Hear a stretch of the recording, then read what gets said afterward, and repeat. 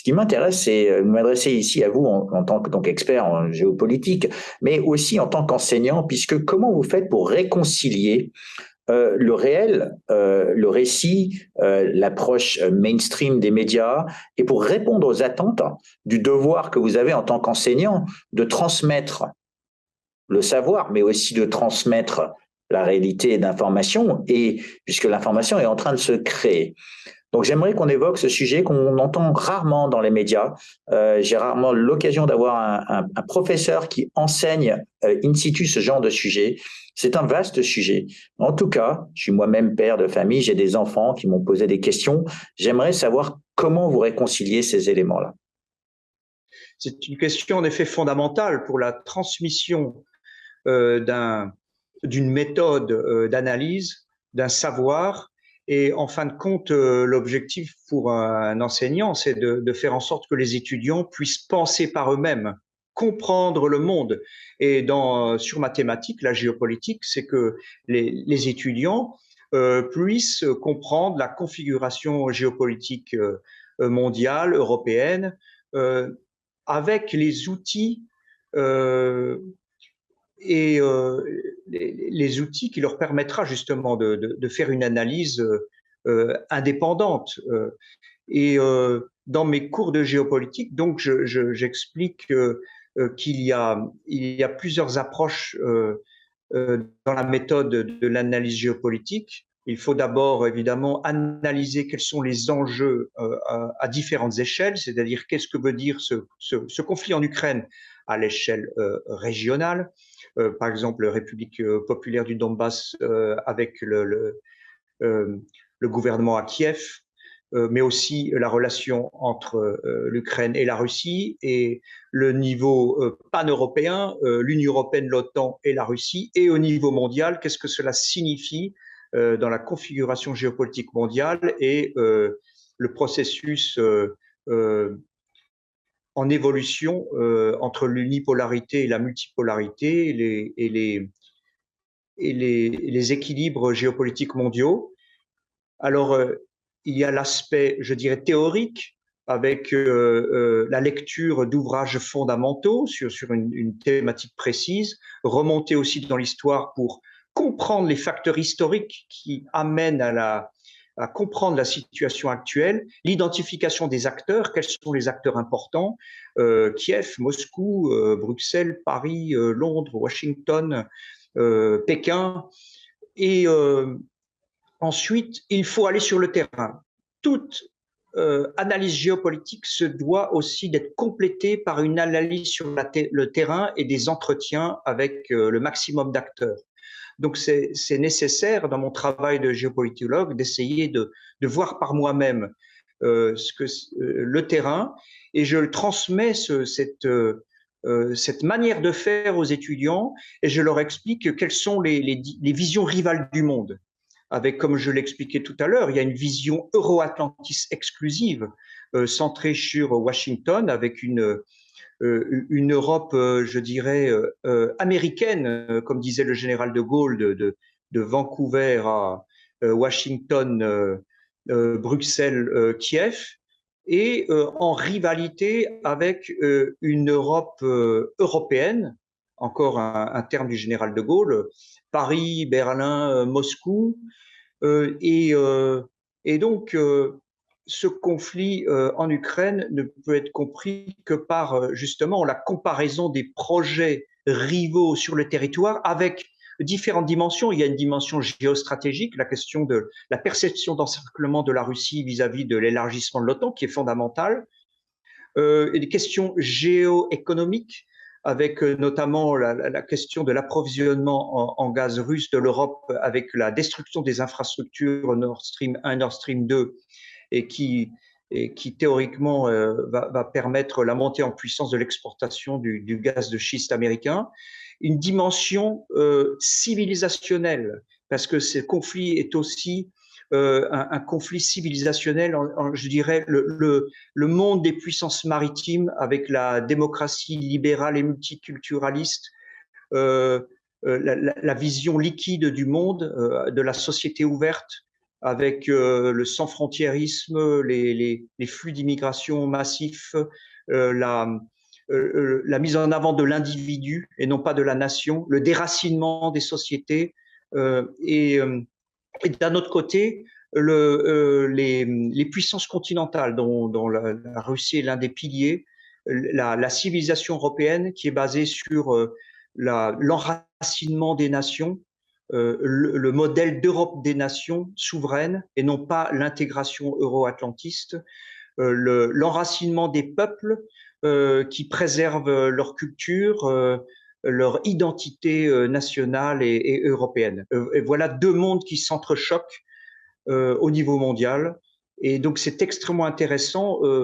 de montrer quels sont les enjeux aux étudiants, les enjeux profonds de ce conflit, en montrant les deux visions du monde qui s'affrontent. Et ensuite, c'est à eux-mêmes de se faire une idée où ils se placent par rapport à cette approche et aussi d'acquérir les outils qui leur permettent de procéder eux-mêmes à une analyse, un diagnostic clinique de la configuration géopolitique mondiale. Et donc, pour finir sur cette thématique, je dessine des cartes géopolitiques pour montrer que c'est l'angle spatial qui est primordial pour comprendre ces crises et notamment, par exemple, j'ai élaboré une carte montrant la perception d'encerclement de la où après la chute de l'URSS, la Russie a perdu énormément de territoire et les États-Unis d'encercler la Russie et de repousser la Russie dans ses terres continentales. Et la Russie a essayé de répliquer pour sa propre survie, empêcher cet étouffement euro-atlantiste et d'où en 2014, après le coup d'État à Kiev, le rattachement, la réunification avec la Crimée, qui est véritablement un territoire extrêmement important pour la Russie sur son flanc sud, et aujourd'hui l'opération spéciale qui a pour objectif de rééquilibrer rééquilibrer la configuration géopolitique mondiale qui était fortement déséquilibrée du point de vue des Russes en faveur d'un élargissement de l'OTAN de manière continue et qui mettait en danger l'existence même du monde russe. Et donc, nous sommes arrivés à cette crise majeure qui marque aussi la transition entre un monde unipolaire dominé par les pays, les États occidentalistes qui voulaient occidentaliser le monde en conformité avec leurs priorités géopolitiques et leurs idéologies civilisationnelles, et la multipolarité mondiale où les États comme la Russie, mais aussi la Chine, l'Iran, le Brésil, l'Afrique du Sud, mais aussi certaines opinions publiques qui ne sont pas d'accord avec les gouvernements dans l'Union européenne, qui aimeraient aussi préserver leur propre enracinement culturel et civilisationnel et non pas se conformer à un modèle mondial unique basé sur l'occidentalisation du monde centré sur les priorités géopolitiques à Washington. Et donc ces référendums sont véritablement un point de bascule au niveau européen, mais aussi au niveau mondial. Et c'est ce que j'essaye de montrer aux étudiants pour comprendre ces événements d'une importance historique majeure. Pierre-Emmanuel Thomas, à vous écouter, c'est multifactoriel, c'est complexe. On est dans un monde où parfois on essaye de rendre les choses très binaires, le bien, le mal, le pas bien, le pas mal, et les médias jouent un rôle instrumental pour aider à se forger, on va dire, un point de vue, pour ne pas dire une opinion, parce que c'est un point de vue. Comment peut-on enseigner à des étudiants et préserver cet esprit critique? Donc, je comprends très bien que vous opposez les deux mondes, vous faites votre travail d'enseignant, mais vous avez une telle pression médiatique qui est unilatérale. Comment fait-on pour justement restaurer cet équilibre et que les étudiants en ressortent en ayant vraiment une vision plus neutre, on va dire, ou qui correspond plus à la réalité. Puisque ce que vous êtes en train de dire, c'est que d'un côté, il y a le récit atlantiste, le narratif officiel, la vision qui est défendue par un groupe, donc qu'on peut accepter ou pas. Et puis de l'autre côté, il y a une toute petite faction qui essaye de porter une voix autre pour amener une autre explication. Comment peut-on réconcilier ces deux-là? Et surtout, quand on est un étudiant, est-ce que c'est pas plus simple de penser comme tout le monde, de penser que le plus fort a raison, ou c'est la voix du plus fort, ou c'est la voix du groupe? Alors, il y a deux aspects extrêmement importants que j'essaie de transmettre à mes étudiants. C'est justement qu'ils puissent comprendre cette méthode d'analyse géopolitique qui leur permet de faire un diagnostic par eux-mêmes en prenant en compte le maximum de facteurs et en analysant ces visions géopolitiques rivales du monde. Donc c'est extrêmement important qu'ils puissent acquérir et utiliser cette méthode d'analyse et de varier les points de vue. Et alors c'est extrêmement important aussi de trouver des alternatives d'information parce qu'à partir du moment où il y a conflit, et je considère que malheureusement à partir du moment où les gouvernements des États membres de l'Union européenne, et dont la France, ont décidé de soutenir Kiev contre Moscou, toutes les médias qui sont en réalité largement subventionnés par l'État, mais aussi un certain nombre de médias qui se coulent dans le discours dominant parce qu'ils ont la crainte de subir des représailles, et puis c'est plus facile d'aller dans le sens du discours dominant, en réalité sont monochrones et expriment un seul point de vue. Et donc, évidemment, ça déforme totalement la vision réelle de ce conflit. Et donc, je transmets à mes étudiants aussi des sources d'informations alternatives, et il en existe heureusement pour s'informer sur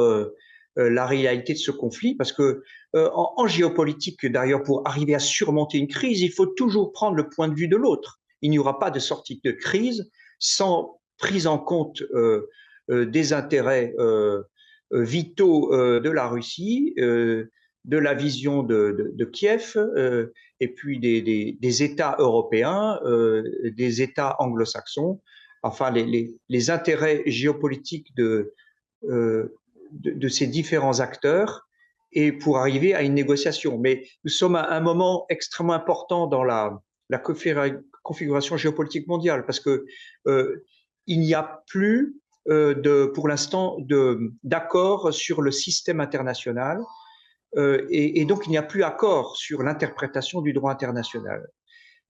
Et on le sait lorsqu'on fait une analyse géohistorique, il n'y a pas de droit des gens, de droit international acceptable ou interprétable pour arriver à des solutions plus stables et négociées sans un ordre géopolitique, un ordre spatial. Et aujourd'hui, les grands acteurs sont en rivalité, estiment qu'ils sont dans une peuvent gagner, peuvent imposer chacun leur vision du monde ou protéger leur sécurité, et ne sont plus d'accord pour une interprétation du droit international qui permette de sortir des conflits. Donc tout est à refaire. Mais il faut évidemment qu'il y ait d'abord un ordre spatial et géopolitique, que les États tracent les lignes rouges et les respectent, les zones d'influence, les frontières, je dirais en quelque sorte un nouveau Yalta. Mais tant que les États occidentalistes n'acceptent pas le monde multipolaire, nous serons en conflit, malheureusement. Et c'est ce que je dis à mes étudiants aussi, nous sommes Européens, Français, et quels sont nos intérêts dans cette crise? Est-ce qu'il ne serait pas judicieux de réfléchir à partir de nos propres priorités géopolitiques plutôt que celles des autres qui sont élaborées à l'OTAN, à Washington, à Bruxelles. Quelles sont les priorités géopolitiques de la France dans la longue histoire? Et pour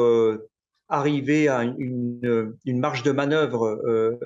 géopolitique de la France, mais aussi dans le projet européen, de faire en sorte d'avoir un projet européen avec des alliances européennes qui permettent d'arriver à une stabilisation du continent européen et une meilleure sécurité qui ne se fera jamais contre la Russie. Et donc voilà ce que j'enseigne à mes étudiants. Et est-ce que vous pensez que cet enseignement porte ses fruits, c'est-à-dire que vous arrivez à préserver cet esprit critique qui est si important en géopolitique, de manière à, comme vous dites, voir le point de vue de l'autre, alors qu'on a une pression médiatique importante? Alors je suis très étonné en fait de la réaction de mes étudiants, parce que j'enseigne dans différents endroits. Et je crois que beaucoup d'étudiants ne sont pas dupes de toute cette pression médiatique qui désinforme et qui met en avant des narratifs fallacieux. Et beaucoup d'étudiants ont soif de comprendre le monde par eux-mêmes et sont extrêmement intéressés par des enseignants qui leur proposent une vision alternative et en tout cas qui leur donnent les outils de comprendre par eux-mêmes et faire la part des choses et de voir qu'il y a des visions rivales. Et donc je suis assez étonné de la maturité de beaucoup d'étudiants en réalité qui ne s'alignent pas sur ce discours unanimiste en faveur d'un seul point de vue. C'est souvent important puisque la contestation est souvent venue des étudiants. On se souvient un peu de mai 68, de tous les événements de population avec le soulèvement de ces groupes d'individus.